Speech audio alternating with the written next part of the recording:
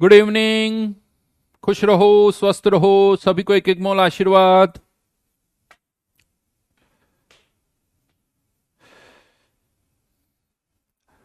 आवाज आ रही है? शानदार।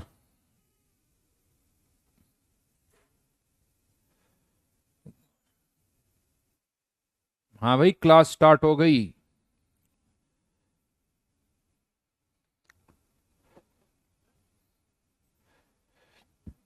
गली मोहल्ले में बालकनी से जाके आवाज दे दो, क्लास स्टार्ट हो गई, क्लास स्टार्ट हो गई, सभी को पता चल जाए।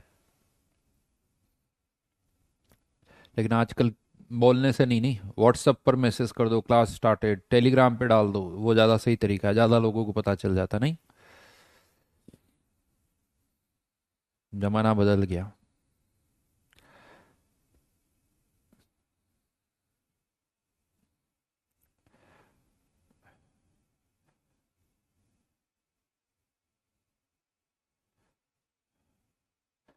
बहुत कुछ इजी लग रहा है। कोई कह रहा है सर होमवर्क टफ है, कोई कह रहा है होमवर्क आसान है, सब कुछ आसान है। चलो सब आसान बना देंगे।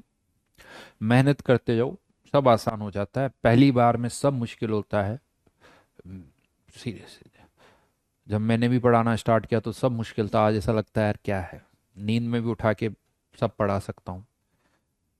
एक टाइम था जब पढ़ाने आते थे तो उससे पहले पढ़ना पड़ता था कि अच्छा ये पढ़ाना है, ये पढ़ाना है, याद करना पड़ता था, अच्छा ये चीज़ ऐसे है, सब पढ़ना पड़ता था, याद रखना पड़ता था। ऐसा ना हो कि गलत बोल दो। आज सब पता है क्योंकि प्रैक्टिस हो गई। तो डिस्कशन करें जल्दी से, क्या दिया था होमवर्क, क्या दिया था बताओ।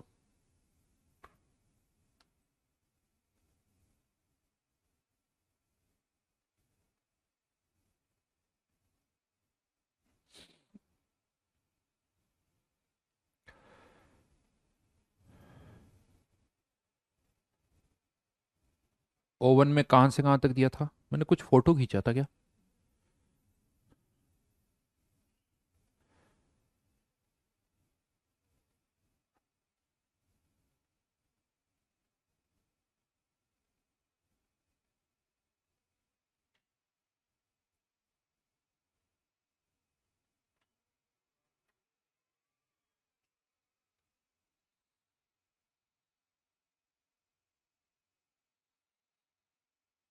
हम्म। ओ वन में वन से लेके एट, 11 12 13, और कंसंट्रेशन टर्म का भी दिया था ना, बहुत बढ़िया। 11 12 13 और उसके बाद वन से लेके सेवन। पहले आइडियल गेस डिस्कस कर लेते हैं। आइडियल गेस वन से लेके एट तक, कोई डाउट? वन से लेके एट तक किसी को कोई डाउट है क्या? उसके बाद 11 12 13।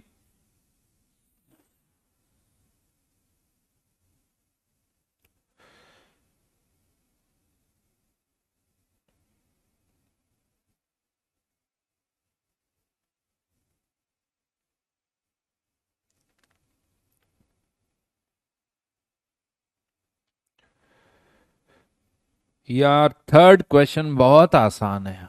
एक तो एक और चीज मैं बता दूं, पीवी इक्वल्स टू एनआरटी को वैसे तो हम पहले भी लिख चुके हैं। एनआरटी, क्या इसको डेंसिटी की टर्म्स में लिखा जा सकता है? W/M/RT। एम को इधर लेके आ जाओ, W/V/RT। W/V को क्या लिख सकता हूं? DRT।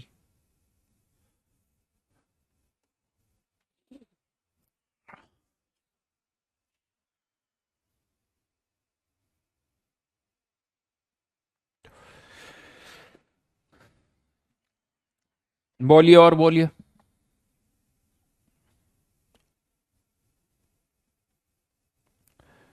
Question number six, seven, अभी बताता हूं। क्वेश्चन नंबर फोर में, question number four, initially pressure है पी, टेम्परेचर है टी, और मास कितना है 4 ग्राम। अगर हम चाहते हैं कि प्रेशर पी ही रहे और टेम्परेचर हमने कितना कर दिया, 50 डिग्री सेल्सियस टेम्परेचर बढ़ा दिया, 50 डिग्री सेल्सियस टेम्परेचर बढ़ाने पर टेम्परेचर कितना लिखूं, ये केल्विन में है, क्या लिखूं यहां पर? टेम्परेचर चेंज डिग्री सेल्सियस में या केल्विन में उतना ही होता है, तो टाइम टेम्परेचर फाइनली T+50, तो मास कितना करना पड़ रहा है? 0.8 ग्राम कम, यानी 3.2। तो चेंज क्या हो रहा है? प्रेशर वही है, टेम्परेचर और moles, N1T1 equals to N2T2। पहले 4 gram divided by m temperature T, अब मास है 3.2 ग्राम, m तो वही रहेगा, टेम्परेचर कितना हो गया? T+50। सॉल्व कर लो, T की वैल्यू आ जाएगी।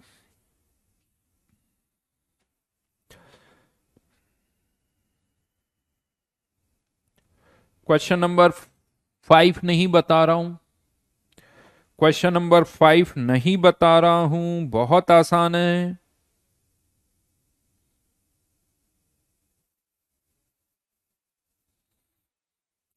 क्वेश्चन नंबर 6,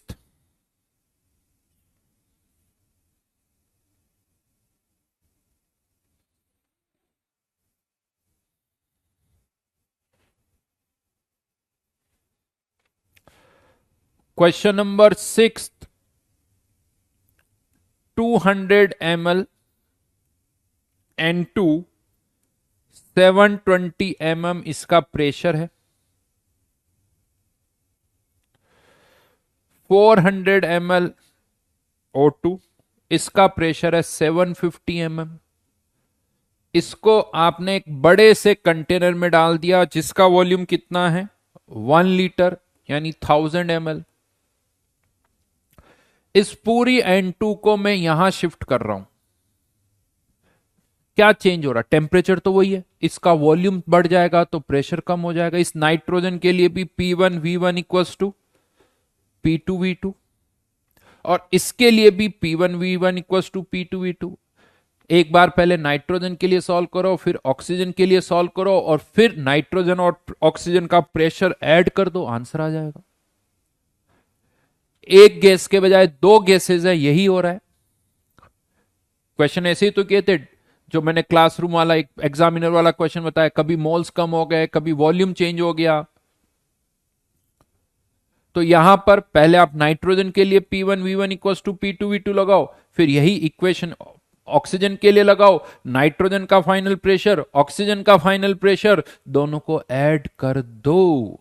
टोटल प्रेशर क्या होगा? Pressure due to nitrogen, pressure due to oxygen. कहां प्रॉब्लम है भाई?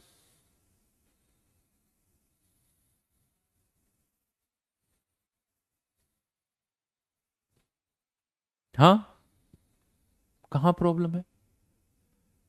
बिल्कुल, एक तरह से देखा जाए तो बड़ा सही किसी ने, दीपिका ने बोला सर ये तो मोलरिटी जैसा हो गया। हाँ बिल्कुल मोलरिटी जैसा हो गया, वॉल्यूम बढ़ रहा है, दैट्स इट। जैसे वॉल्यूम बढ़ने पर कंसंट्रेशन कम होती है, वॉल्यूम बढ़ने पर प्रेशर कम हो रहा है, एग्जैक्टली exactly। अच्छा, ये एक तरफ नाइट्रोजन थी एक तरफ ऑक्सीजन थी, नहीं तो ऐड भी कर सकते हो, अगर दोनों नाइट्रोजन होती ऐड भी कर। और क्या फर्क पड़ता है, ये नाइट्रोजन या ऑक्सीजन? अगर आपको टोटल प्रेशर निकालना है तो दोनों नाइट्रोजन भी मान लो तो भी कोई प्रॉब्लम नहीं। थोड़ा सोचो बेटो। चलो फिर क्वेश्चन नंबर 7, यहां पर अमोनिया है जो कि किसमें डिकम्पोज होगी? N2 और H2 में।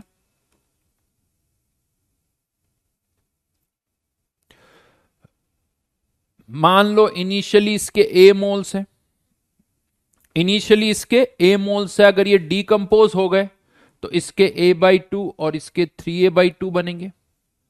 तो इनिशियली मोल्स कितने हैं? A, फाइनली मोल्स कितने हो गए टोटल? 2A। ये इनिशियल A, फाइनली 2A।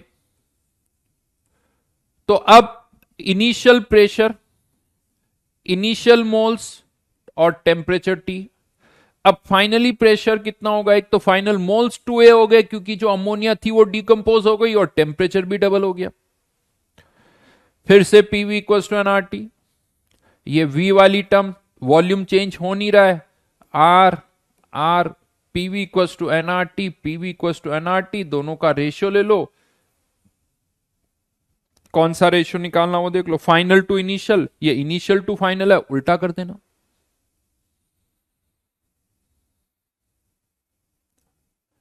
ये हो गया क्वेश्चन नंबर 7। सब करवा लो मेरे से, third, fourth, six, seventh, eighth तो मेरे हिसाब से मना ही किया था मैंने। अच्छा, एट्थ दिया था क्या? हाँ, एट्थ तभी बताऊंगा, होल्ड करो। वैसे तो डाल्टन स्लो है, लेकिन एट्थ होल्ड करो, आगे बढ़ो। 11, 12, 13, 11, 12, 13 बहुत सारे क्वेश्चन कर चुके हैं क्लास में।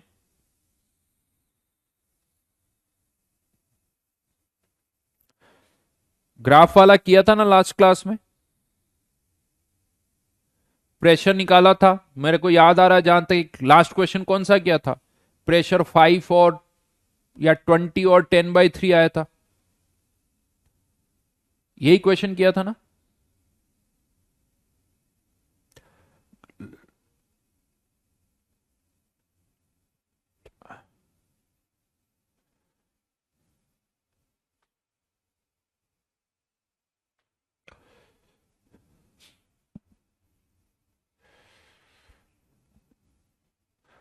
तो कहां प्रॉब्लम है बेटा?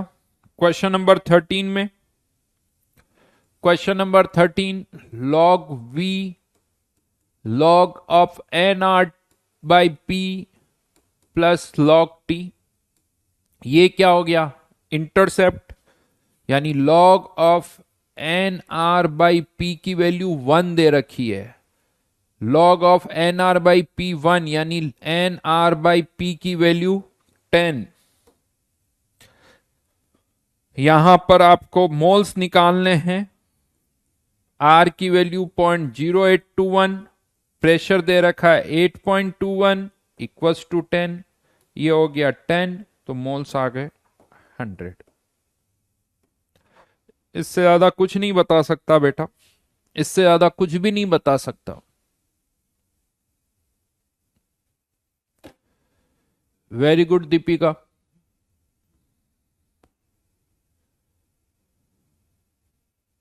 हाँ, क्वेश्चन नंबर 11 में करेक्शन कर लेना। क्वेश्चन नंबर 11 में बी और सी दोनों ही करेक्ट है, दोनों ही बॉयल्स टेम्परेचर है। In question number 11 Bombay Calcutta, very good.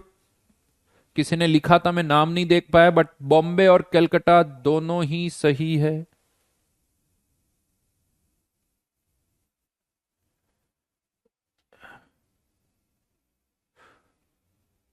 ये कुछ गड़बड़ हो रहा है क्या?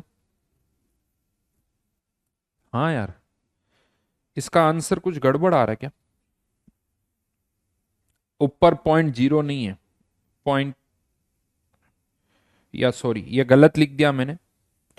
एन इंटू 0.0821, प्रेशर 0.821 दे रखा है, ये है भाई। ये अब 10 टाइम्स तो ये 100।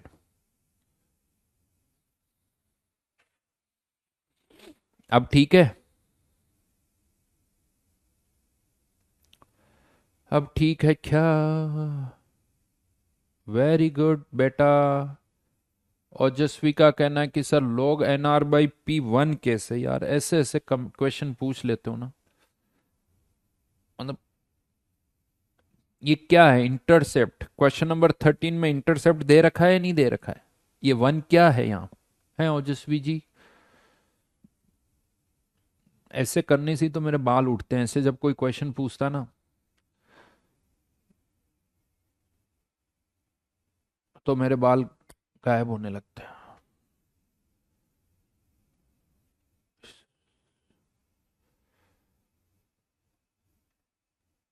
उसको वापस से देखो, लास्ट लेक्चर को बेटा, वापस से देखो, बार बार देखो। ये तो मैं इतना बता रहा हूं, नहीं तो ये तो हवा में ही हो जाते हैं क्वेश्चन। सबके कमेंट विजिबल है। चलिए S1 पर आ जाइए, 1 से लेके 7 तक। S1 1 से लेके 7,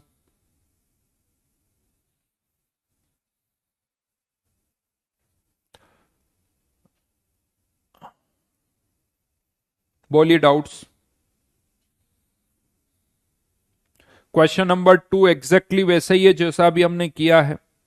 फोर्थ क्वेश्चन जो था S1 का क्वेश्चन नंबर 2 लगभग ऐसा ही क्वेश्चन है। दो इक्वेशन, दो वेरिएबल, सॉल्व कर लो, आगे बढ़ो।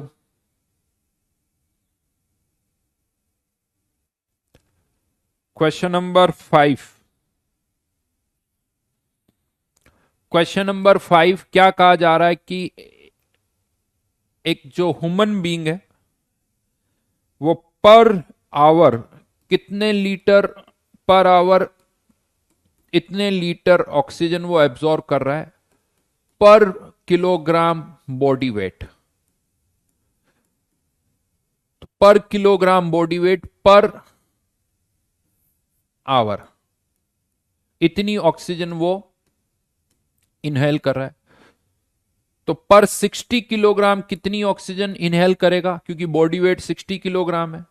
तो इतने लीटर ऑक्सीजन वो पर आवर इनहेल करेगा, पर आवर यानी 12 लीटर कह सकते हो। पर आवर ही आंसर बताना, तो इसके मोल्स निकाल लो। ये टेम्परेचर प्रेशर दे रखा है, तो पीवी इक्वल टू एनआरटी से मोल्स ऑफ ऑक्सीजन कितना आ जाएगा, pressure 1 atmosphere, volume 12 litre upon R T, R और टेम्परेचर 300, मोल्स निकाल लेना। और ये जो मोल्स है वो किसके साथ रिएक्ट कर रहे हैं, ग्लूकोज के साथ। ग्लूकोज के साथ ऑक्सीजन की रिएक्शन होती है तो बनता है CO2 प्लस 6H2O। ऑक्सीजन के मोल्स पता चल गए, उससे ग्लूकोज के मोल्स पता चल जाएंगे, और ग्लूकोज के मोल्स से ग्लूकोज का मास पता चल जाएगा। डेटा भी बड़े अच्छे ही हैं वैसे देखा जाए तो मेरे हिसाब से। आर की वैल्यू 0.08 दे रखी है।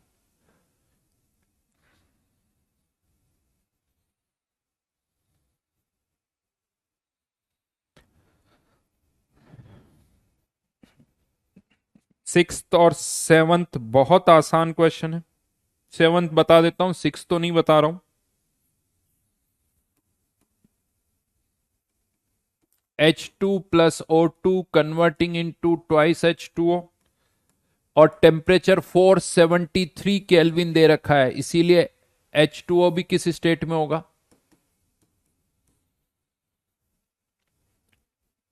गैसेस स्टेट में होगा।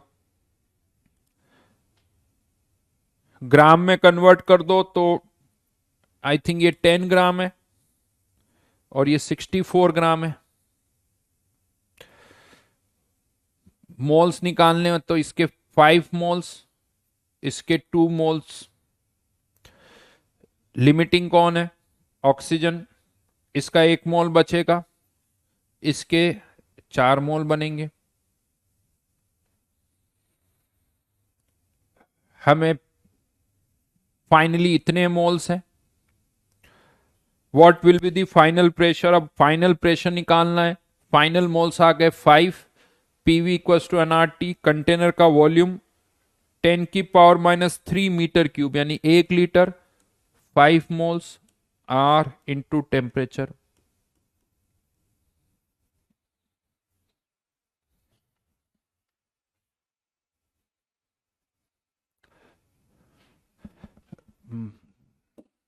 फिजिकल केमिस्ट्री मेरी फेवरेट बनती जा रही है, आयुष का कहना है। रोहित का कहना सर मजा आ रहा है, बहुत बढ़िया बेटा, वेरी गुड।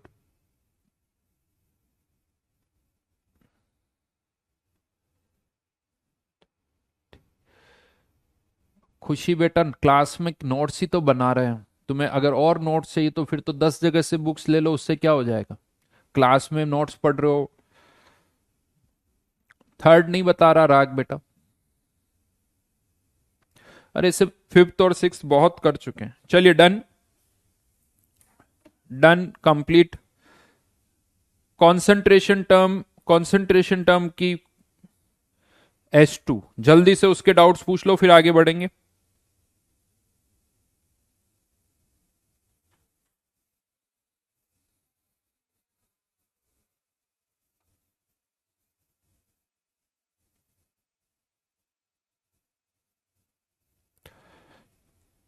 कंसंट्रेशन टर्म में S2 में फटाफट से डाउट पूछिए। 1 से लेके 5 तक दिया था मैंने।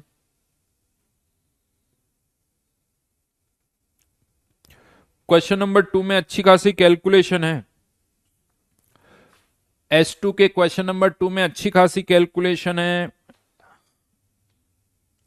इसमें पहले तो ये निकालना पड़ेगा कि 500 ग्राम जो सॉल्यूशन है, 500 ग्राम सॉल्यूशन में यूरिया कितना है और पानी कितना है। इसमें यूरिया कितना और पानी कितना है, फिर पानी और डाल रहे हैं, क्योंकि फिर 1000 ग्राम इसमें क्या डाल दिया, पानी। तो पहले तो ये निकालो कि इसमें पानी कितना और यूरिया कितना है। तो मोल मोल फ्रैक्शन यूरिया का कितना दे रखा है, 0.2। पानी का कितना होगा, 0.8। तो मास अगर निकालें यहां पर तो ये 0.2 इंटू 60 यानी 12 ग्राम लिख देता हूं। ये 12 ग्राम और ये 14.4 ग्राम। तो टोटल कितना आ गया, 26.4 ग्राम। तो यूरिया कितना होगा, 26.4 ग्राम में 12 ग्राम, तो 500 ग्राम में कितना होगा, इतना यूरिया। और वाटर कितना होगा, 14.4 डिवाइडेड बाय 26.4 इंटू 500। ये ऑलरेडी पानी है, इतना यूरिया है। अब पानी और कितना मिला दिया, 1000 ग्राम। अब पानी और कितना मिला दिया, 1000 ग्राम। तो पानी के मोल्स बढ़ गए। पानी के फिर से मोल्स निकालो, यूरिया के मोल्स निकालो और फिर से मोल फ्रैक्शन।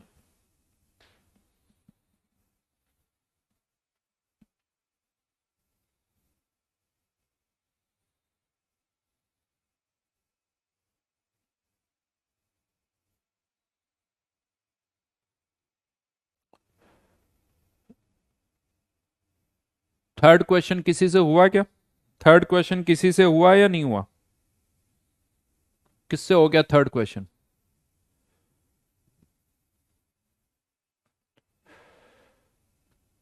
थर्ड फोर्थ सब लाइन से पूछ रहे हो। फोर्थ तो नहीं बता रहा हूं, फोर्थ तो पूछो ही मत। ऐसे 2-3 क्वेश्चन कर चुके हैं। 1 ग्राम हर एक कंपाउंड का बनना चाहिए, बता चुका हूं मैं। नहीं बताया, देखना नोट्स को।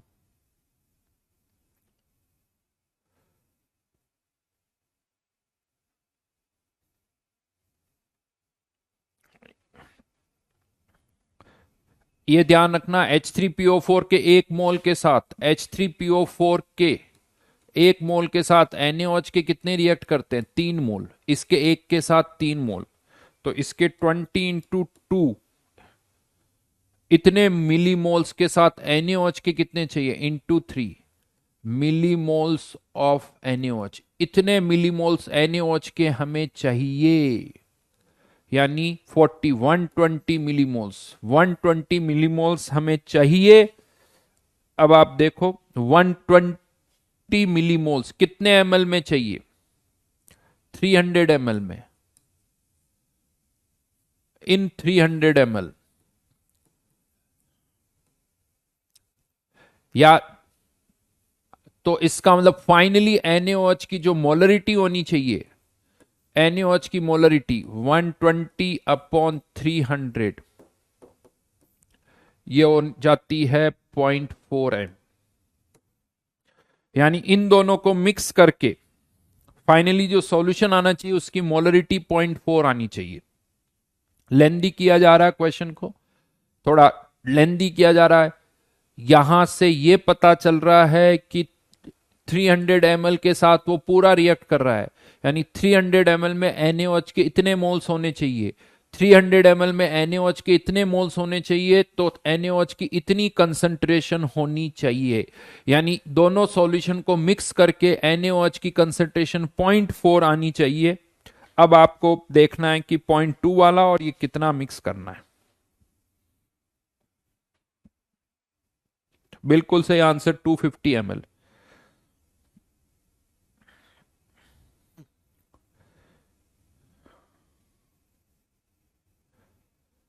क्वेश्चन नंबर 5,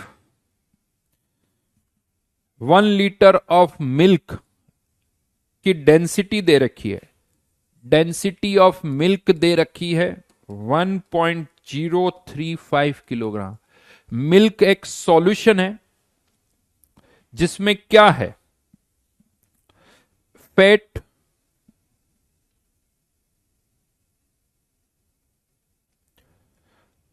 यूं मान लो मिल्क, पता क्या, फैट प्लस बाकी का part, remaining part, remaining part कह सकते हो,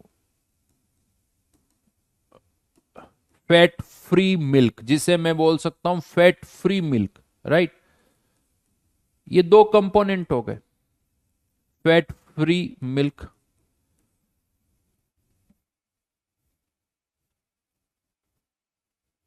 मिल्क की डेंसिटी दे रखी है 1.035 किलोग्राम पर लीटर, और इसकी डेंसिटी दे रखी है 0.875 किलोग्राम पर लीटर। उसको कन्वर्ट कर दिया मैंने, सॉरी इसकी नहीं,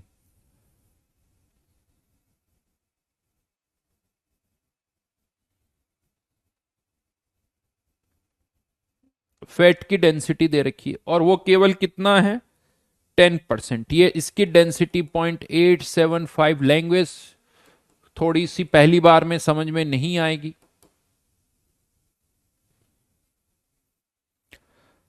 हमें क्या बताना है, density of fat free skimmed, इसकी डेंसिटी बतानी है, इसकी दे रखी है डेंसिटी, इसकी डेंसिटी आपको बतानी है।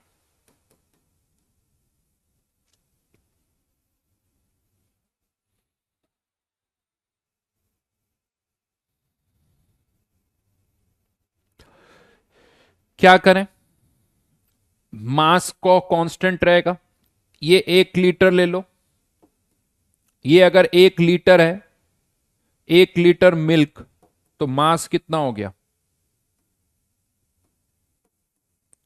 1035 किलोग्राम।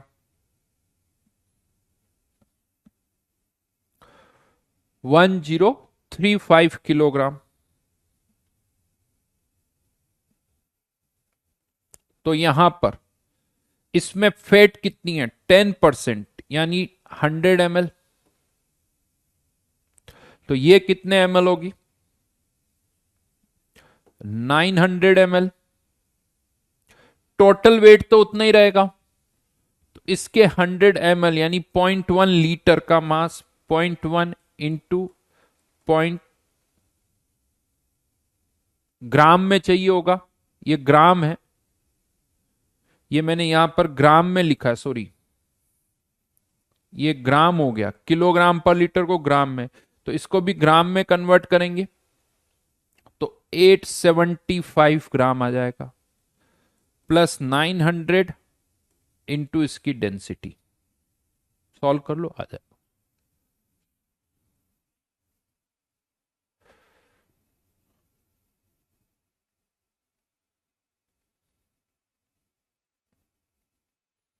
सही लिखा है बेटा, किलोग्राम पर मीटर क्यूब को किलोग्राम पर लीटर में कन्वर्ट करेंगे तो यही आएगा।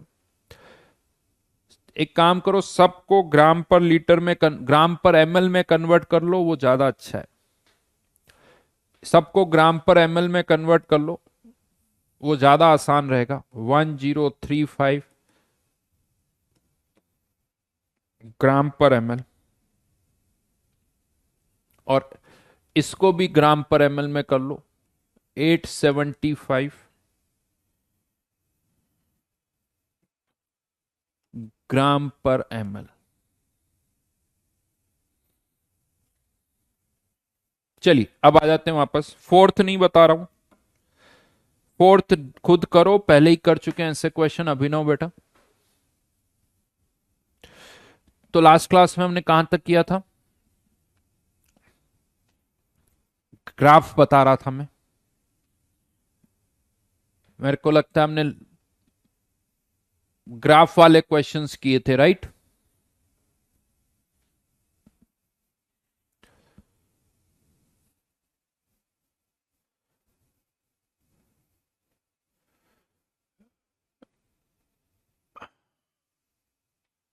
लॉग के कर्व्स प्लॉट कर लिए थे और उस पर बेस्ड एक क्वेश्चन भी किया था हमने। वैसे देखा जाए तो कर्व इन्हीं पर क्वेश्चंस आते हैं और इससे ज्यादा क्वेश्चंस की जरूरत नहीं है। एक दो मैं और कर्व्स बता देता हूं यहां पर, बहुत ज्यादा तो नहीं। उसी के आगे चलो, जो भी नंबर्स है उसी सीक्वेंस में लिख देना।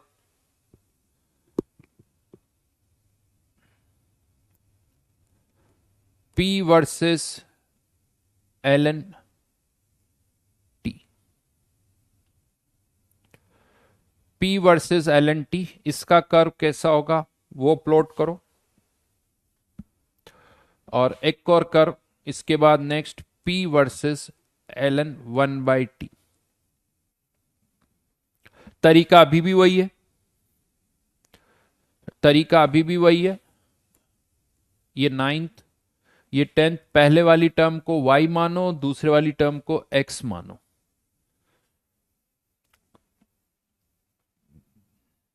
कर्व कैसा आएगा, कुछ स्ट्रेट लाइन होगा?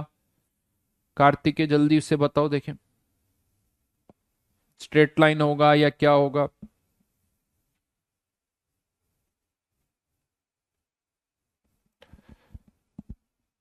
अंकित नोट्स बनाया करो, क्लास में हो, लेक्चर देखो, नोट्स देख के बनाओ।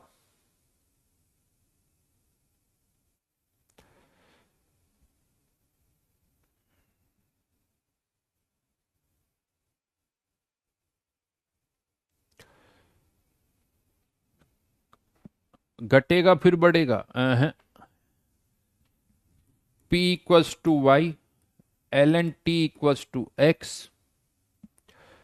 तो पीवी इक्वल्स, यानी यहां से t इक्वल्स टू क्या आएगा, e की पावर x, है ना। तो पीवी इक्वल्स टू एनआरटी में p की जगह y, N are by V को कॉमन लिख, एक साथ कर दिया, और t की जगह e बाय एक्स। बताओ कर्व कैसा है, y वर्सेस x का कर्व ऐसा। और x क्या है, एल एन टी, y क्या है,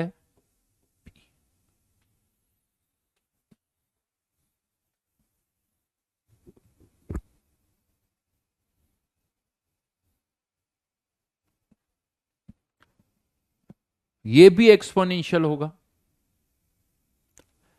ये इंक्रीजिंग, ये डिक्रीजिंग, ये इंक्रीजिंग, ये डिक्रीजिंग।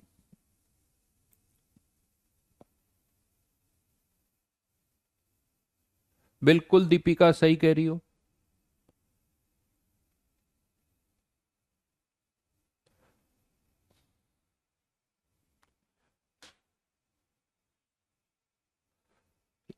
ई की पावर एक्स कैसे आ गया, अरे एंटी लॉग लॉग कुछ तो,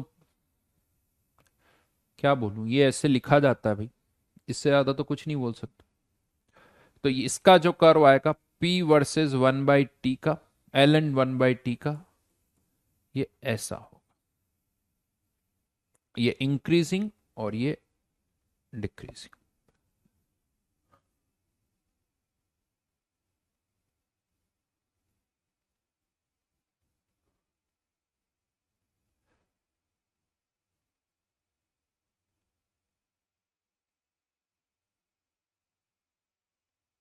राइट।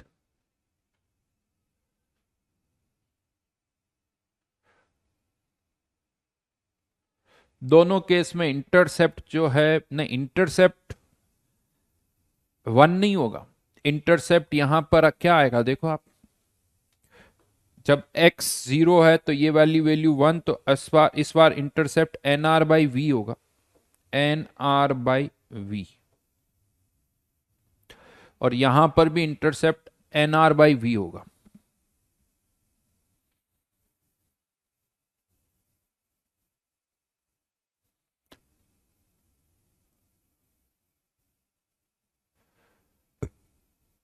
बिल्कुल अक्षत, चाहे तुम यही कह रहे हो तो कर्व ऐसा होगा। तो ये कुछ और कर्व्स हैं, तो ये अलग अलग तरह के कर्व्स हमने प्लॉट किए हैं। अब इसमें एक इंटरेस्टिंग चीज और बताने जा रहा हूं आपको, अब ढंग से सुनना, बहुत बढ़िया। या उससे पहले टाइम, चलो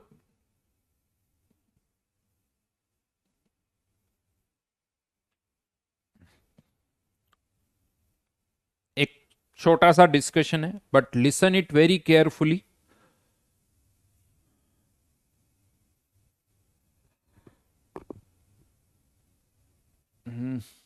इसमें कंफ्यूजन होगा आप लोगों को, सो बी केयरफुल। अच्छी चीज बता रहा हूं, बड़ी काम की चीज बता रहा हूं।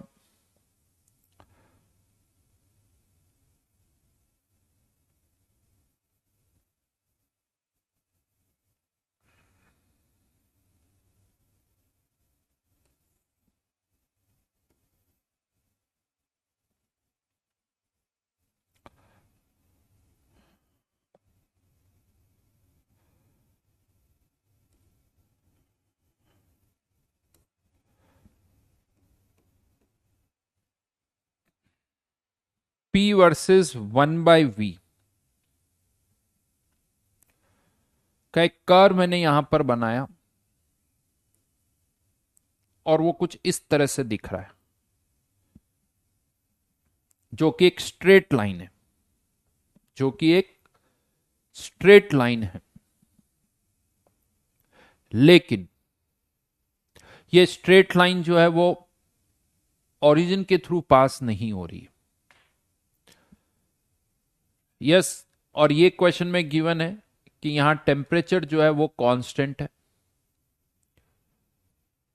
तो क्वेश्चन ये आता है, सॉरी, मोल्स कांस्टेंट है, मोल्स कांस्टेंट है। क्वेश्चन ये है, क्या यहां पर टेम्परेचर कांस्टेंट है, या टेम्परेचर इंक्रीज हो रहा है, या टेम्परेचर डिक्रीज हो रहा है। ये कर्व गिवन है, लेट्स से ए से बी, ए से बी।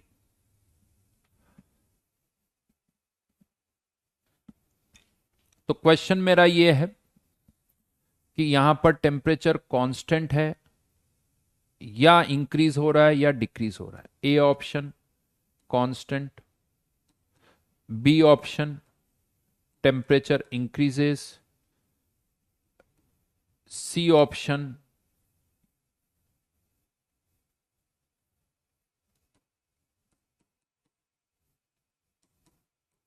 डिक्रीजेस, या डी ऑप्शन नहीं बता सकते, कांट डिटरमाइन।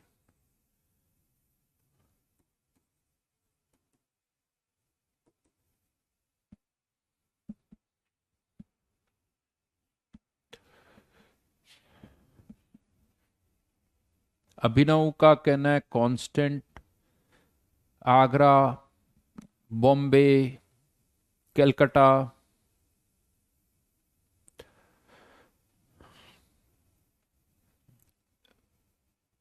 अच्छा, हमने भी इससे पहले भी पी वर्सेस वी 1/v का कर्व प्लॉट किया था।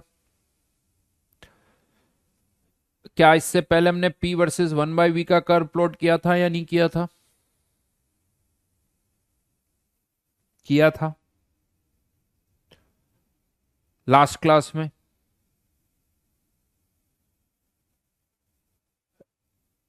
हाँ या ना?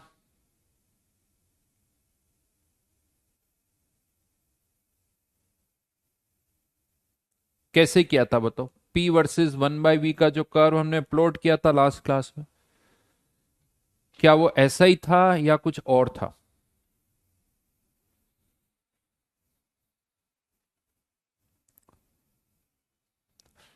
किया था। तो क्या वो एग्जैक्टली exactly ऐसा ही था या कुछ डिफरेंस था?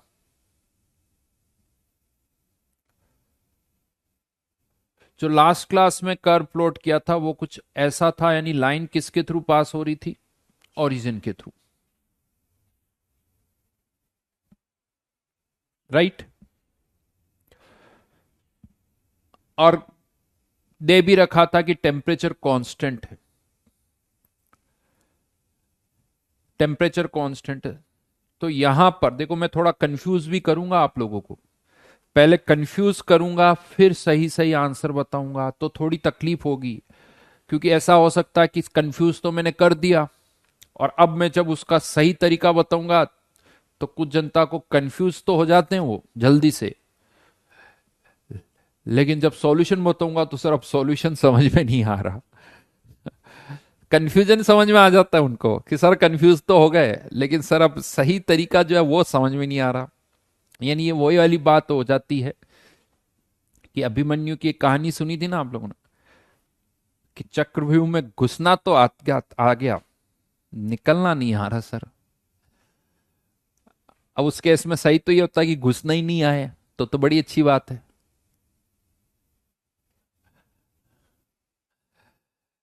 अब मेरा क्वेश्चन ये है कि P equals to N R T 1/v, right. ये हमारा हो गया y, ये हमारा हो गया x, एन आर टी क्या हो गया स्लोप, और यहां स्ट्रेट लाइन है तो स्लोप इज स्ट्रेट लाइन मतलब स्लोप कांस्टेंट, स्ट्रेट लाइन का स्लोप कांस्टेंट होता है, तो इसका मतलब इसका स्लोप कांस्टेंट यानी टेम्परेचर कांस्टेंट। तो उस एंगल से देखा जाए तो सर ये भी स्ट्रेट लाइन है, P वर्सेस 1/v, तो इसका भी स्लोप कांस्टेंट यानी टेम्परेचर कांस्टेंट।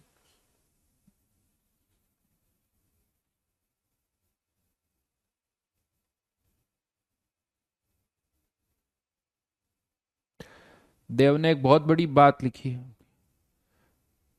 देव ने एक बड़ी अच्छी बात है कि it is very easy to fool people, यानी लोगों को बेवकूफ बनाना आसान है, लेकिन उनको ये रियलाइज करवाना कि दे हैव बीन फूल्ड,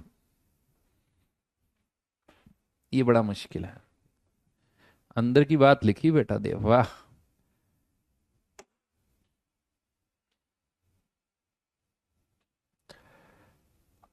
अब क्वेश्चन मेरा ये है,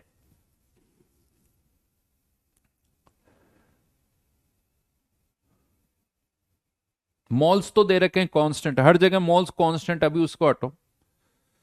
क्या ये लॉजिक सही है कि स्लोप कांस्टेंट, आइडियल केस की बात हो रही है, पीवी क्वेश्चन आर टी, तो स्लोप कांस्टेंट एन कांस्टेंट तो टी भी कांस्टेंट होगा क्या? तो यहां से भी दिख रहा है slope constant, PV equals to N R T, PV को स्लोप कांस्टेंट तो टेम्परेचर कांस्टेंट।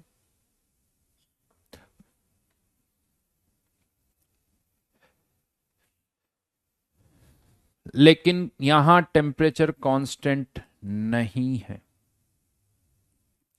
यहां टेम्परेचर कांस्टेंट है, यहां टेम्परेचर कांस्टेंट है, लेकिन यहां टेम्परेचर कांस्टेंट नहीं है। अब इंक्रीज होगा या डिक्रीज होगा ये अभी समझाऊंगा, बट पहले मैं आपको एक दूसरी चीज समझाता हूं, तब वापस अब इस क्वेश्चन पर आएंगे।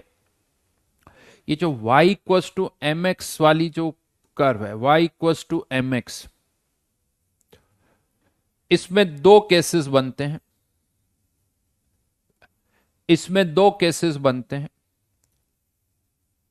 m कांस्टेंट अगर है, m को अभी मैंने स्लोप नहीं बोला है, और m is not constant, m constant और m is not constant, right. अगर m कांस्टेंट है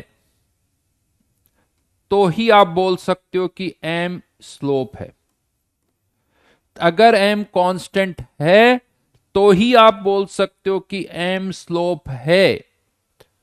अगर m कांस्टेंट नहीं है, m वेरी कर रहा है, तो सबसे पहला स्टेटमेंट जो दिमाग में जाना चाहिए वो ये जाना चाहिए कि अब m स्लोप नहीं है, now m is not slope.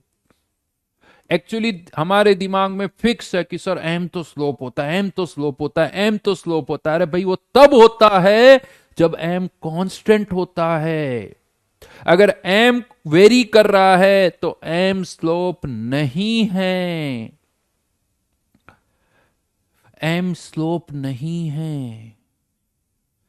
और यहां पर अगर m कांस्टेंट है, m स्लोप है, और अब अगर मैं कर्व प्लॉट करता हूं तो स्ट्रेट लाइन होनी चाहिए, curve will be will be straight line, और वो किसके थ्रू पास होगी? ओरिजिन के थ्रू, पासिंग थ्रू ओरिजिन। यानी स्ट्रेट लाइन भी होगी, ओरिजिन के थ्रू भी पास होगी, क्योंकि x0 तो y भी 0 होगा, x0 तो y भी 0 होगा, यानी y वर्सेस x का कर्व ऐसा होगा। लेकिन अब यहां दो केसेस बनते हैं, यहां दो केसेस बनते हैं कि अभी भी, अब m स्लोप नहीं है, ध्यान रखना, m स्लोप नहीं है, लेकिन स्लोप कांस्टेंट हो सकता है अभी भी। यानी स्लोप में बी कांस्टेंट और स्लोप में नॉट बी कांस्टेंट। लेकिन उससे पहले दिमाग में यह फिट करना होगा कि एम स्लोप नहीं है। बहुतों को लगता है कि सर एम कांस्टेंट, आपने तो कह दिया कि एम इज नॉट कांस्टेंट, तो अभी भी दिमाग में क्या रहता है, फिर स्लोप कैसे कांस्टेंट लिख दिया? भाई अब स्लोप की बात कर रहा हूं, अब मैं एम की थोड़ी बात कर रहा हूं, अब मैं स्लोप की बात कर रहा हूं। एम मेरा स्लोप है ही नहीं, एम स्लोप नहीं है। पहली चीज ये दिमाग में लगा लो, एम वेरी कर रहा है, एम वेरी कर रहा है, लेकिन स्लोप तो है, अलग बात है। अब स्लोप कैसे कांस्टेंट रह सकता है? स्लोप कैसे कांस्टेंट रह सकता है? लेट मान लो एम इक्वल्स टू 3+2/x, मान लो एम वेरी कर रहा है, एम कांस्टेंट नहीं, 3+2x, ऐसे कुछ एम वेरी कर रहा है, तो y equals to 3+2/x into X, open करो तो 3x+2। स्लोप कांस्टेंट है, कितना? 3। स्लोप कितना है? 3। यानी m तो कांस्टेंट नहीं है, लेकिन स्लोप कांस्टेंट है। m कांस्टेंट नहीं है, लेकिन स्लोप कांस्टेंट है। बट हमेशा होगा ऐसा जरूरी नहीं है। अगर आप कह दो कि m की वैल्यू कुछ ऐसे है, x+2, तो अब यहां पर इक्वेशन x+2 इंटू एक्स, तो इसका स्लोप कांस्टेंट नहीं है, और ये स्ट्रेट लाइन भी नहीं है, ये स्ट्रेट लाइन की इक्वेशन भी नहीं है, ये स्ट्रेट लाइन है, ये स्ट्रेट लाइन है, स्ट्रेट लाइन। यानी सुनो मेरी बात, जब m कांस्टेंट है तब तो स्ट्रेट लाइन होगा ही होगा, m कांस्टेंट है तब तो स्ट्रेट लाइन होगा ही होगा। लेकिन m वेरी कर रहा है तब भी स्ट्रेट लाइन हो सकता है, m वेरी कर रहा है तब भी, यहां पर भी कर स्ट्रेट लाइन, लेकिन नॉट पासिंग थ्रू ओरिजिन। ये थोड़ी जगह कम रह गई, मैं इसको ऊपर कर लेता हूं।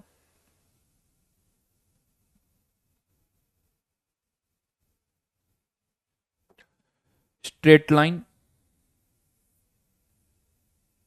क्योंकि slow straight line not passing through origin.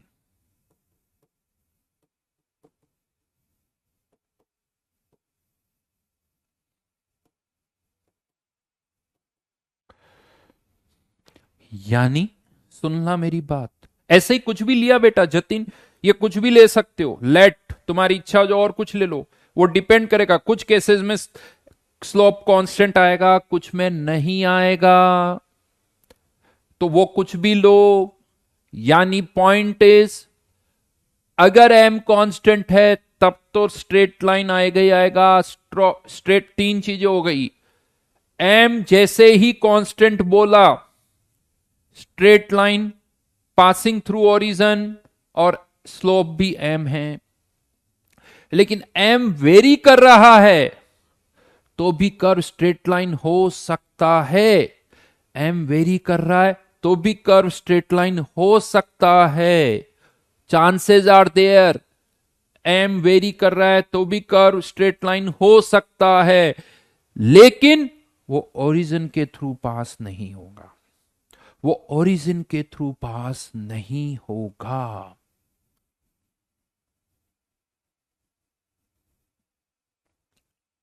Right?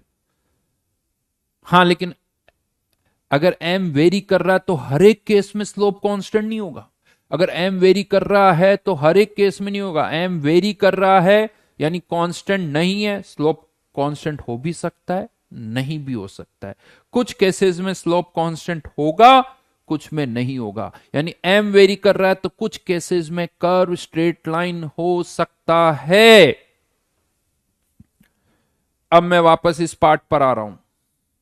अब मैं वापस इस पार्ट पर आ रहा हूं। P equals to N R T 1/v।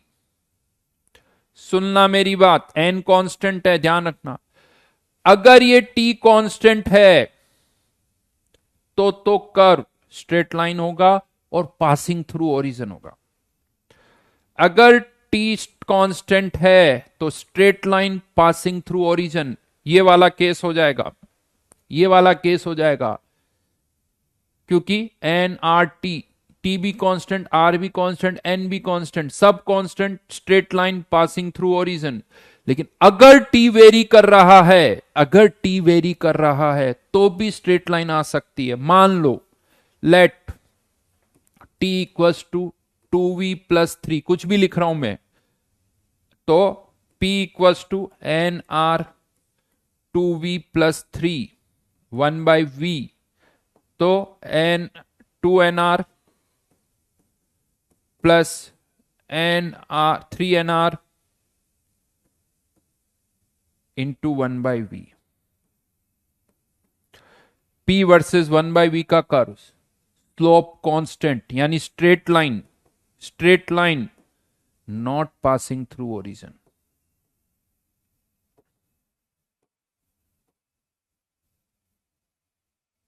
नहीं, ओरिजिन के थ्रू पास नहीं हो रही।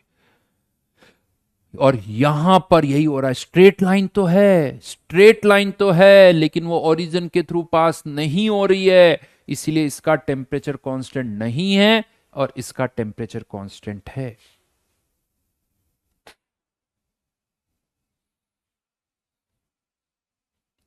इसका टेम्परेचर कांस्टेंट है, इसका टेम्परेचर कांस्टेंट नहीं है। राइट। यानी इसको मैं फिर से देखो, बार बार उसी चीज को रिपीट कर रहा हूं, नया कुछ नहीं है।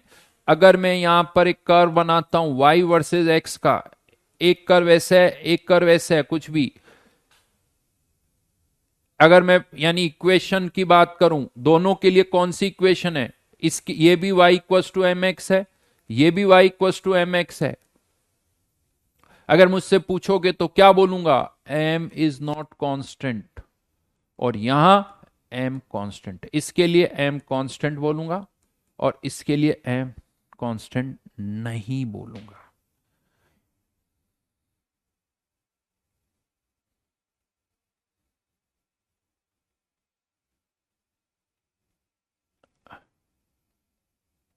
लिख लेना, ये दो सिचुएशन है, ये दो सिचुएशन है। सिमिलरली p वर्सेस 1/v,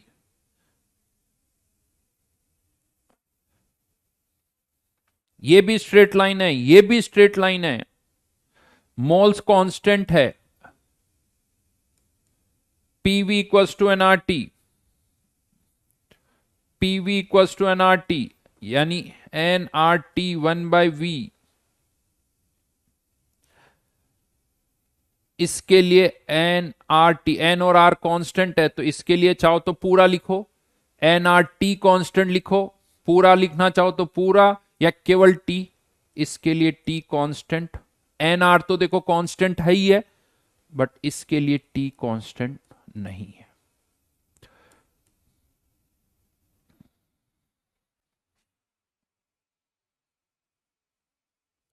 बिल्कुल। हेलो, आपने जो लिखा स्लोप और एम हमेशा एक चीज नहीं है। जब आप y equal to M x plus c में m को स्लोप बोलते हो तो आप मान लेते हो कि वो m कांस्टेंट है।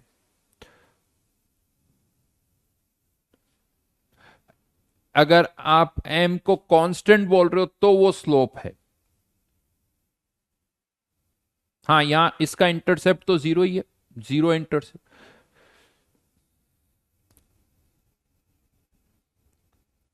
और ये ध्यान रखना, अगर टेम्परेचर कांस्टेंट नहीं है तो कुछ ना कुछ इंटरसेप्ट तो आएगा।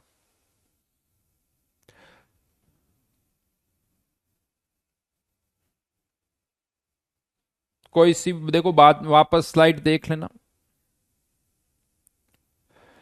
ये अब स्ट्रेट लाइन तो है, लेकिन ये ओरिजिन के थ्रू पास नहीं हो रही, ये तो कुछ कर्व है, इससे अब कोई मतलब नहीं है हमें, इससे मतलब हम स्ट्रेट लाइन वाले केसेस में इंटरेस्टेड हैं। स्ट्रेट लाइन, यहां पर भी स्ट्रेट लाइन, यहां पर भी स्ट्रेट लाइन, बट ये straight line passing through origin, और ये straight line not passing through origin.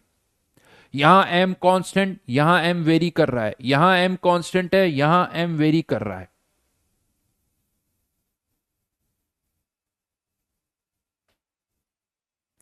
अब क्वेश्चन ये आता है, अब क्वेश्चन ये आता है, ये जो मैंने कर दिया था कि टेम्परेचर बढ़ेगा या कम होगा, टेम्परेचर बढ़ेगा या टेम्परेचर कम होगा।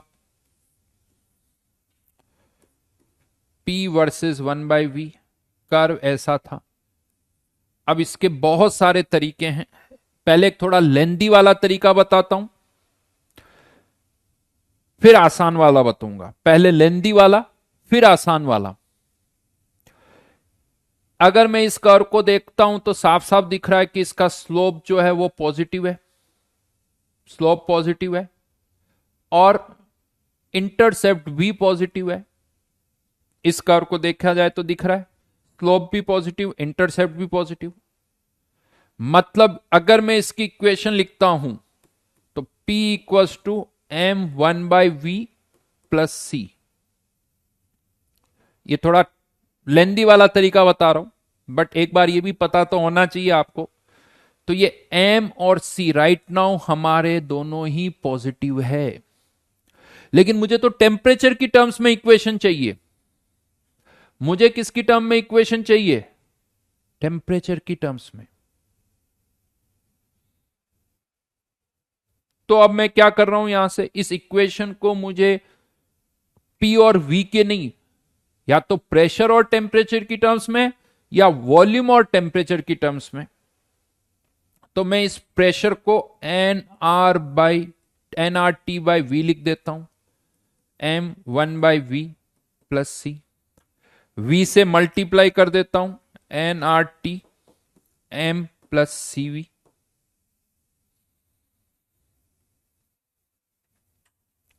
ये पॉजिटिव, ये भी पॉजिटिव।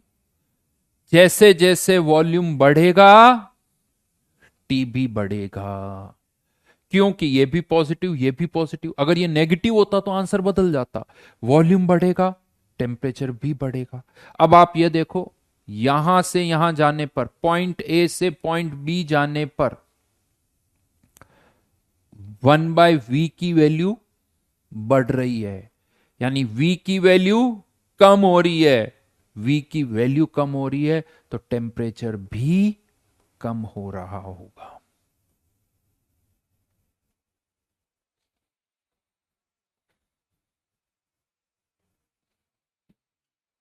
वन बाई वी बढ़ रहा है मतलब v कम हो रहा है, v कम हो रहा है यानी टेम्परेचर कम हो रहा है।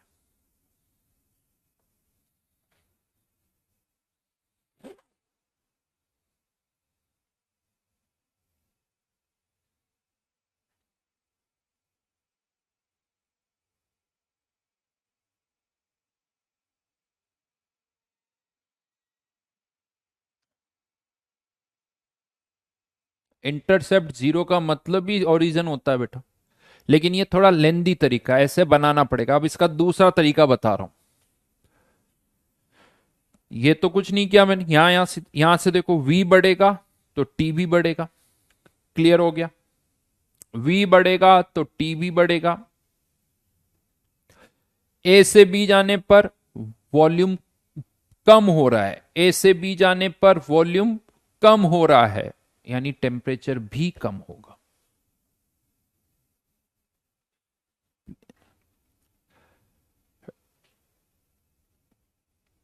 देन दूसरा तरीका बता रहा हूं, दूसरा तरीका बता रहा हूं।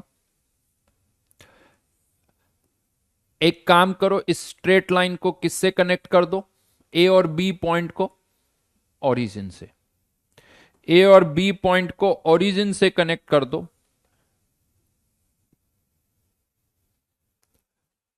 ये ए पॉइंट, ये बी पॉइंट, और अब इसको भूल जाओ, इस लाइन को भूल जाओ। ये जो कर्व है, ये लाइन तो ओरिजिन के थ्रू पास हो रही है, ये वाली भी ओरिजिन के थ्रू पास हो रही है। तो सिंस इस पूरे प्रोसेस में ये लाइन ओरिजिन के थ्रू पास हो रही, तो कह सकता हूं इस लाइन के लिए, इस लाइन के लिए टेम्परेचर कांस्टेंट है T2 जो कांस्टेंट है, इसके लिए टेम्परेचर कांस्टेंट है। और सिंस ये लाइन ओरिजिन के थ्रू पास हो रही है, इसीलिए इसका टेम्परेचर T2 कांस्टेंट है, nRT2 1/V। इस लाइन के लिए ये इक्वेशन यूज कर सकते हैं, और इस लाइन के लिए P equals to nRT1 1/V, because constant है, लाइन पासिंग थ्रू ओरिजिन। इसका स्लोप कम, यानी इसका nRT2 कम, T2 कम, T1 ज्यादा। जिसका स्लोप ज्यादा उसी का टेम्परेचर ज्यादा होगा, यानी T1 is greater then T2, यानी ए से बी जाने पर टेम्परेचर कम हो रहा है।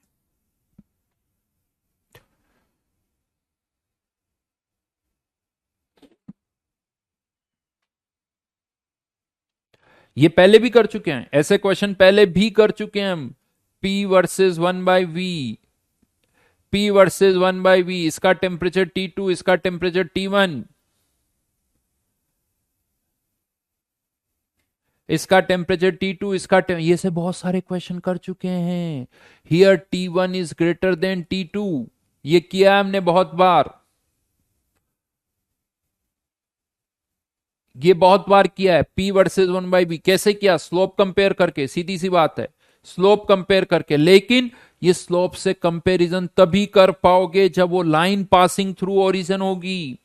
लाइन पासिंग थ्रू ओरिजिन होगी तभी nRT स्लोप है, तभी nRT स्लोप है। अगर लाइन पासिंग थ्रू ओरिजिन है तभी nRT स्लोप है। क्यों? क्योंकि T भी कांस्टेंट, N भी कांस्टेंट, यानी straight line passing through origin. अगर T वेरी कर रहा है तो nRT स्लोप नहीं है। ये पहले भी हमने किया हुआ है, मैंने इसीलिए यहां पर इस लाइन को इससे कनेक्ट कर दिया, इस लाइन को इससे कनेक्ट कर दिया। अच्छे वाले क्वेश्चन है ये, समझ में आना चाहिए बेटा, ऐसे नहीं आएगा। जो पढ़ा रहा हूं ये जेई एडवांस की अच्छी वाली चीज बता रहा हूं, अच्छी वाली चीज बता रहा हूं। तो ऐसे नहीं कि हाँ खट से समझ में आ जाएगा, हाँ सर हाँ सर हाँ सर। ये कोई ऐसा नहीं कि हाँ बस देखा और समझ में आ गया, 2+3 5 हो सर, बिल्कुल सही। एफर्ट्स लगानी पड़ेगी, मेहनत करनी पड़ेगी, तभी वो होगा। तो पहली चीज तो ये, ऐसा मैंने पहले ही बोला था, ढंग से सुनोगे तभी समझ में आएगा, अदरवाइज नहीं समझ में आएगा। बट ऐसे चीजें देखो, ये ऐसी चीजें जिस दिन एग्जाम में आ गई कुछ ही लोग कर पाओगे, कुछ ही कर पाएंगे, और वही होंगे सेलेक्ट, उन्हीं की रैंक आएगी। जे एडवांस वालों को 15,000 बच्चे सेलेक्ट करने, 15,000 बच्चे सेलेक्ट करने हैं। ये वो मटेरियल है जो आपको डिफ्रेंशिएट करेगा। बाकी पीवी इक्वल्स टू एनआरटी तो हर कोई कर लेगा, हर कोई कर लेगा। ये वो क्वेश्चन है जो हर कोई नहीं कर सकता है। यानी होता क्या, मैं आपको बताऊं, बहुतों को क्या कहा जाता है, बहुतों को क्या होता है। जैसे अभी मैं एक और चीज बताता हूं, हमने पहले भी कर्व प्लॉट किए हैं, V equals to N R by P T. अगर कोई कहता है प्रेशर कांस्टेंट तो कर्व प्लॉट करो, जनता क्या करती है, अच्छा मोल्स कांस्टेंट, प्रेशर कांस्टेंट, किसी को कहो कर्व क्या आएगा, तो सर स्ट्रेट लाइन आएगा। मोल्स कांस्टेंट, प्रेशर कांस्टेंट, तो कर्व क्या आएगा, स्ट्रेट लाइन। ठीक है साहब। और कहो कि कर्व प्लॉट करो, तो उसे क्या लगता है स्ट्रेट लाइन ही तो बनाना, वो खड़ से एक लाइन बना देता है। यानी वो क्या करेगा, ऐसे एक लाइन बना देगा, स्ट्रेट लाइन है sir. Moles constant, pressure constant, तो कर्व ऐसा होगा। ये गलत हो गया भाई। अगर मोल्स कांस्टेंट, प्रेशर कांस्टेंट है, तो आपकी स्ट्रेट लाइन ऐसे बनानी है जिसमें दिखे कि यार ये ओरिजिन के थ्रू पास हो, चाहे कनेक्ट करो या ना करो, आपका कर्व इस तरह से दिखना चाहिए कि हाँ ये लाइन ओरिजिन के थ्रू पास हो रही है, तो प्रेशर कांस्टेंट है। अगर आपने लाइन ऐसे बना ली, यानी इसमें प्रेशर कांस्टेंट है, अगर आपने लाइन ऐसे बना रखी है ये लाइन बनाई या ये लाइन बनाई, इसमें प्रेशर कांस्टेंट नहीं है। ढंग से लाइन बनाओ, दिखनी चाहिए कि वो पासिंग थ्रू ओरिजिन है। फिजिक्स में भी आएगा, सब जगह आएगा। मैं आपको बताऊंगा कितनी जगह गड़बड़ होती इससे। अगर मैं यहां पर ये दो कर्व बनाता हूं, एक ऐसे और कैसे बना लो, ये ऐसे, इसमें प्रेशर कांस्टेंट नहीं है। क्यों नहीं है? क्योंकि ये ओरिजिन के थ्रू पास नहीं हो रही है। इसमें प्रेशर कांस्टेंट है, इसमें भी प्रेशर कांस्टेंट नहीं है, नॉट कांस्टेंट यहां, क्योंकि लाइन पासिंग थ्रू ओरिजिन दिखनी चाहिए। V वर्सेस T का कर्व अगर प्रेशर कांस्टेंट है, line should pass through origin. In fact compare कर सकते हो। अगर मैं आपसे पूछूं ये कर्व है V वर्सेस T का, यहां प्रेशर P1, यहां प्रेशर P2, बताओ P1 equals to P2। Agra option, P1 is greater than P2 या P1 is less than P2। Agra, Bombay, Calcutta.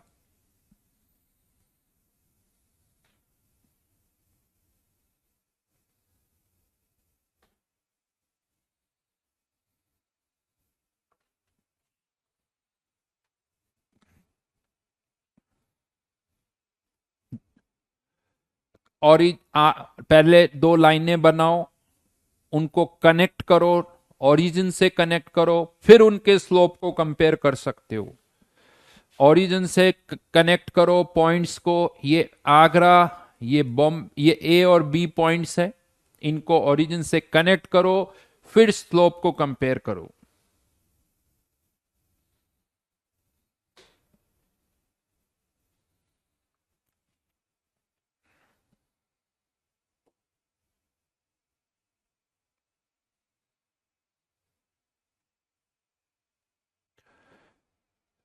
Slope N R by P2, इसका N are by P1। N are by P1 is greater than nr by P2, P2 is greater than,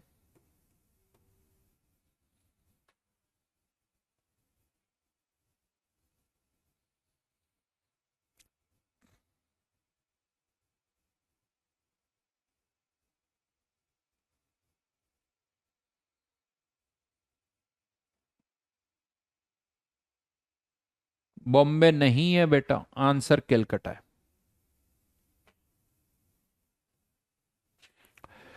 वापस देखना, इसी में अब छोटा सा एक पार्ट है, मैं आगे बढ़ रहा हूं इस चैप्टर में।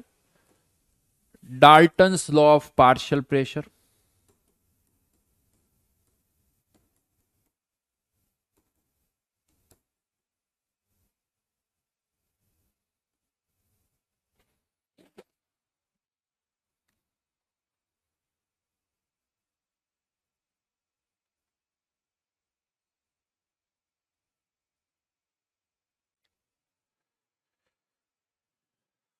अभी एक बार वापस देखना, नेक्स्ट क्लास में और जरूरत होगी तो क्वेश्चन करेंगे। अभी थोड़ा सा आगे बढ़ते हैं। Dalton's law of partial pressure, वैसे तो ये कुछ नया नहीं है, इसमें PV equals to NRT equation का ही एप्लीकेशन है, लेकिन नाम आ जाता है तो मैं बता दूं। स्टेटमेंट लिखो, total pressure exerted by two or more non-reacting gases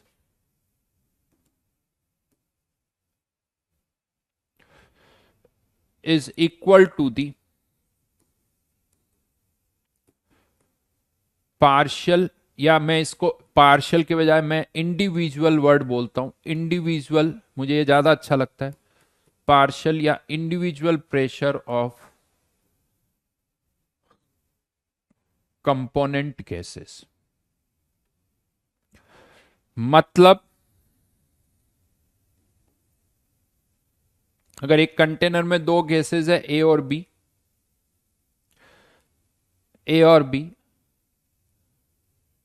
तो डेफिनेटली ए के कारण कुछ प्रेशर होगा, बी के कारण कुछ प्रेशर होगा, तो जो टोटल प्रेशर होगा वो कह सकते हो ए और बी के प्रेशर का सम ही होगा, यानी आप उन्हें सिंपली ऐड कर सकते हो। एक कंटेनर में 10 गैसेज है, एक का हर एक का प्रेशर अगर 11111 है तो टोटल प्रेशर 10 हो जाएगा। यानी जितनी भी गैसेज हैं उनके प्रेशर को आप ऐड कर सकते हो। एक कंटेनर में ए का प्रेशर है पी ए, बी का प्रेशर है पी बी, आप उन्हें ऐड कर सकते हो, सिंपल सी बात है। क्वेश्चन ये आता है कि ये आया कैसे, तो कोई बड़ी बात नहीं है। अगर ए के एन ए मोल्स है, बी के एन बी मोल्स है, तो ये ध्यान रखिए PV equals to NRT equation में मोल्स किससे, इससे प्रेशर नहीं बदलता। 1 मोल चाहे ऑक्सीजन हो, 1 मोल नाइट्रोजन हो, 1 मोल CH4 हो, 1 मोल CO2 हो, सबका प्रेशर एक जैसा होता है। अगर 1 मोल है तो सबका प्रेशर एक जैसा होगा। ऐसा नहीं कि ऑक्सीजन का ज्यादा होगा, नाइट्रोजन का कम होगा या हाइड्रोजन का कम होगा। 1 मोल ऑक्सीजन भी उतना ही प्रेशर लगाती, 1 मोल नाइट्रोजन भी, 1 मोल हाइड्रोजन भी, सभी का प्रेशर सेम होगा। तो अगर ये कहां से आया, अगर हम उसकी बात करें तो ए का प्रेशर क्या होगा, पी ए। अगर मुझे केवल ए का प्रेशर निकालना है तो मुझे ए के मोल से मतलब है। मुझे केवल बी का प्रेशर निकालना है तो मुझे केवल बी के मोल से मतलब है। मुझे अगर टोटल प्रेशर निकालना है तो हमें टोटल मोल से मतलब है। मुझे टोटल मोल से मतलब है। अब इस ब्रैकेट को ओपन कर दो, NaRT, NaRT की जगह क्या लिख दूंगा, PaV। NbRT की जगह क्या लिख दूंगा, PbV।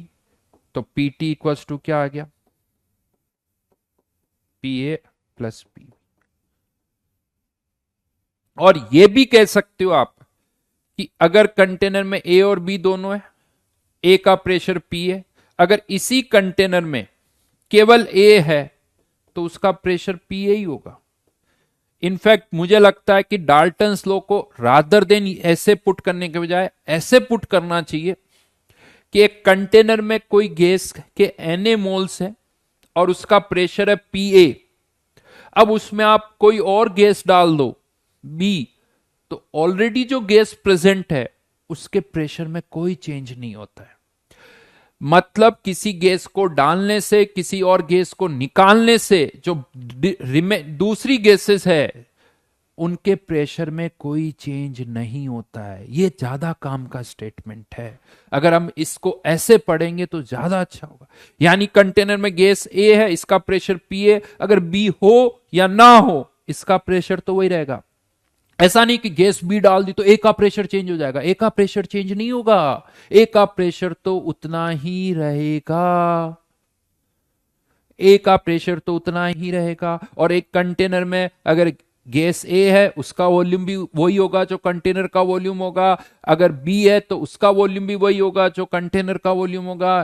कोई भी गैस हो उसका वॉल्यूम कंटेनर के वॉल्यूम के बराबर ही होता है। एक कंटेनर में 10 गैसेज है, 1 लीटर का कंटेनर है, सबका वॉल्यूम 1 1 है। ऐसा थोड़ी होगा कि ए किसी कोने में दुबक जाएगा और बी आ गया, चलो साइड में चलो, चलो साइड में चलो, ए बी आ गया तो अरे ए भी पूरे कंटेनर में डिस्ट्रीब्यूटेड है, बी भी पूरे कंटेनर में डिस्ट्रीब्यूटेड है, ए का वॉल्यूम भी वी होगा, बी का वॉल्यूम भी वी होगा, सबका वॉल्यूम उतना ही होगा।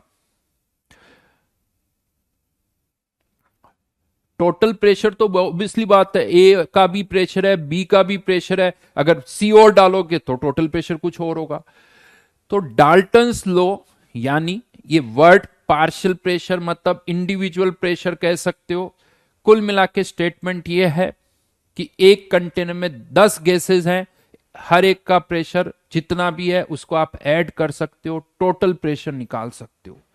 या मैं उसको ऐसे पुट कर दूं कि कंटेनर में जो कोई गैस अगर है उसका प्रेशर Pa, अगर बी डाल दोगे तो ये तो उतना ही रहेगा, हाँ उसका प्रेशर और आ जाएगा, उसे आप ऐड कर सकते हो। तो किसी और गैस को डालने से या निकालने से बाकी की गैसेस के प्रेशर में कोई चेंज नहीं होता है। और what is partial pressure, what is partial gas, partial pressure भी प्रेशर ही है, पार्शियल प्रेशर भी प्रेशर है।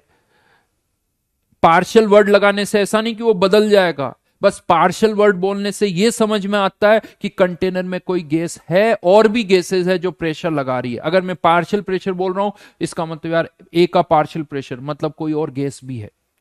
आप चाहो तो उसे पीए को पार्शियल प्रेशर बोलो या प्रेशर ऑफ ए बोलो या पार्शियल प्रेशर ऑफ ए बोलो, उससे कोई चेंज नहीं होगा। तो इसीलिए ये वर्ड कबो बहुतों को कंफ्यूज करता है, सर ये पार्शियल प्रेशर है, प्रेशर थोड़ी। अरे पार्शियल प्रेशर भी प्रेशर ही है, कोई डिफरेंस नहीं है। अब क्वेश्चन ये आता है कि अगर मुझे केवल ए का प्रेशर निकालना, एक कंटेनर में दो गैसेज है, सुनना इस चीज को बहुत अच्छी तरह से, एक कंटेनर में दो गैसेज है, मुझे केवल किसी एक का प्रेशर निकालना है, यानी ए का पार्शियल प्रेशर निकालना है या केवल ए का प्रेशर निकालना है, तो कह सकते हो ये फॉर्मूला लगा दूंगा, ए के मोल्स कंटेनर का वॉल्यूम आर टी, ए का प्रेशर आ जाएगा। मुझे केवल बी का प्रेशर निकालना है, मुझे बी के मोल्स पता होने चाहिए, वॉल्यूम पता होना चाहिए, टेम्परेचर, यानी ए का प्रेशर निकालना है तो ए के मोल्स वॉल्यूम टेम्परेचर, बी का प्रेशर निकालना है तो बी के मोल्स और वॉल्यूम और टेम्परेचर। हाँ एक और तरीका है जिससे मैं ए का प्रेशर निकाल सकता हूं, कैसे? ये इक्वेशन नंबर 1, ये इक्वेशन नंबर 2 और ये इक्वेशन नंबर 3। अगर मैं इक्वेशन 1 को 3 से डिवाइड कर देता हूं तो P A upon P T equals to N A upon N A plus N B. R T वाली टर्म वी वाली टर्म कैंसिल आउट हो जाएगी और इसको क्या लिख सकते हम, mole fraction of A. Mole fraction क्या होता है, ए के moles divided by total moles, that is mole fraction. तो ए का प्रेशर और कैसे निकाल सकते हैं हम, ए का mole fraction into total pressure. यानी ए का प्रेशर निकालने के अब दो तरीके हो गए, ये सेंटेंस याद रखना। ए का प्रेशर निकालना है यानी ए का पार्शियल प्रेशर निकालना है, उसके दो तरीके, वॉल्यूम और टेम्परेचर पता हो, PV equals to N R T, और अगर टोटल प्रेशर पता हो और हर एक गैसेस के मोल्स पता हो तो P A equals to X A R T.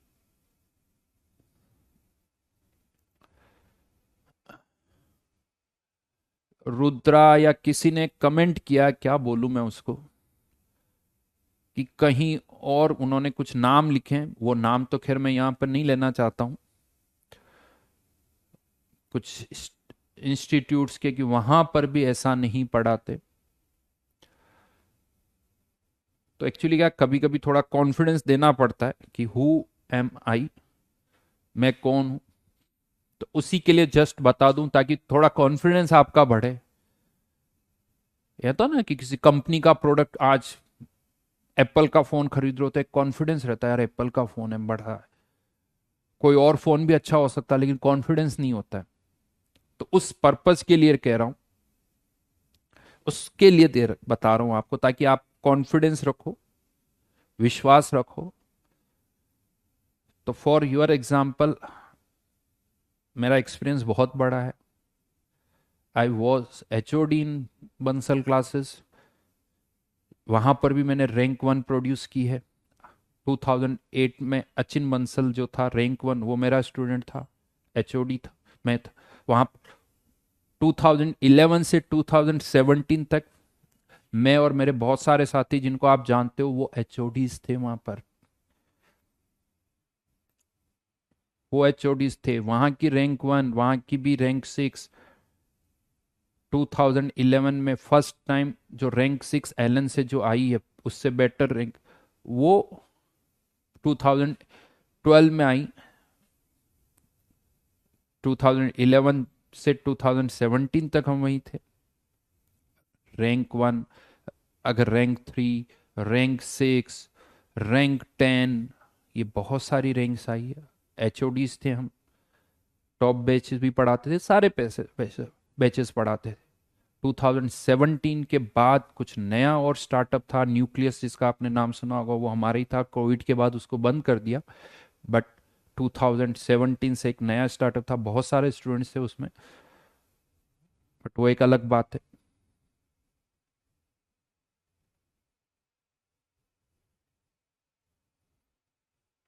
तो इसीलिए जो आपको कंटेंट मिल रहा है, आप एक काम करना, कहीं से भी पढ़ना, एक बार कहीं से भी पढ़ना। या तो क्या होगा, आपको बहुत सारी बातें ही नहीं बताई जाएगी, या तो आपको बहुत, अब क्या होता है, बहुत सारी बातें ही गायब कर दो तो बस सर बहुत मजा आ रहा है, सब समझ में आ रहा है, सब समझ में आ रहा है। क्यों? क्योंकि बहुत सारी बातें ही नहीं बताई जाएगी। आप किसी से जाके पूछना ही, तब मजा आएगा आपको। आपका कोई दोस्त कहीं पढ़ रहा होगा, उसको पूछना, देखे ये सारी चीजें एक बार पूछ के तो देखना, तब आपको पता चलेगा कि आपको क्या कंटेंट मिल रहा है और उनको क्या मिल रहा है।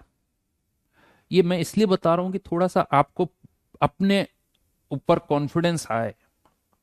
You must proud on your self कि हाँ, आपको जो कंटेंट मिल रहा है, ये मैं सीरियसली कह सकता हूं, इवन बाकी सब्जेक्ट्स में भी वो कहीं किसी को नहीं मिल रहा।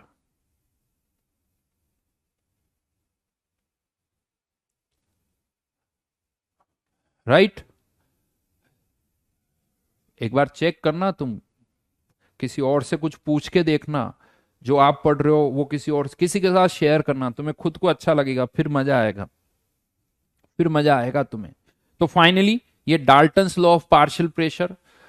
तो कुल मिला के बड़ा सिंपल सा स्टेटमेंट है, पीवी को स्टोनाटी, बस ये कह सकते हो कि किसी गैस को ऐड करने से निकालने से बाकी गैसेस के प्रेशर में कोई डिफरेंस नहीं आता है।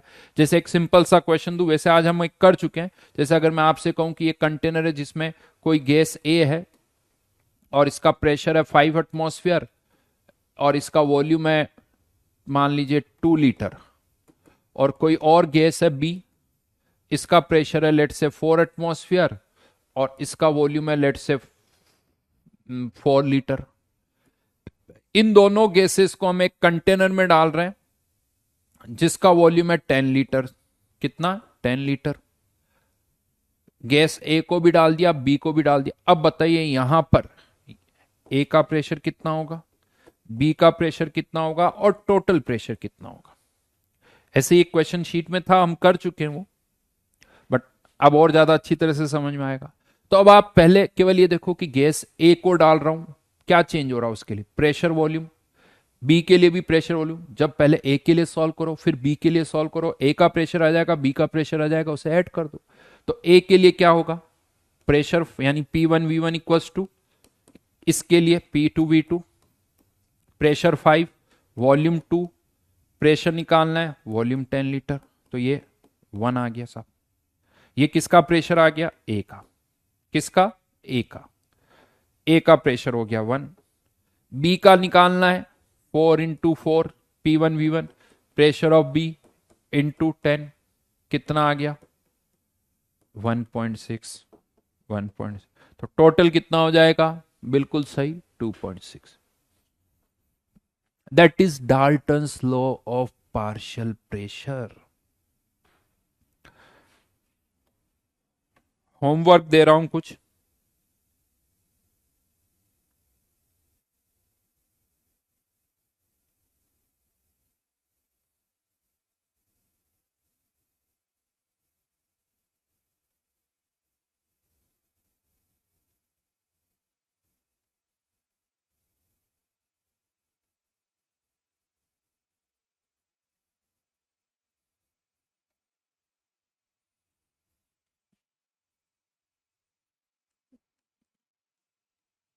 ये 8, 9, 10 छोड़ दिए थे बीच में, वो कर लेंगे।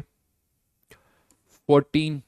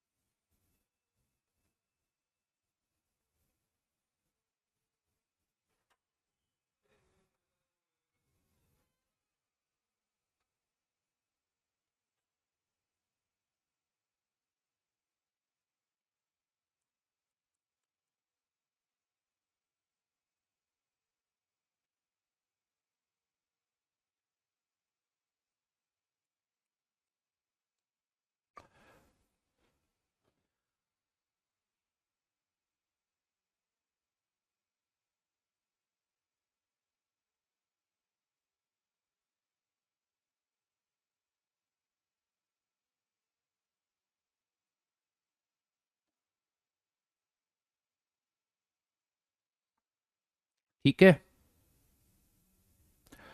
तो ये होमवर्क है जो हम नेक्स्ट क्लास में डिस्कस करेंगे।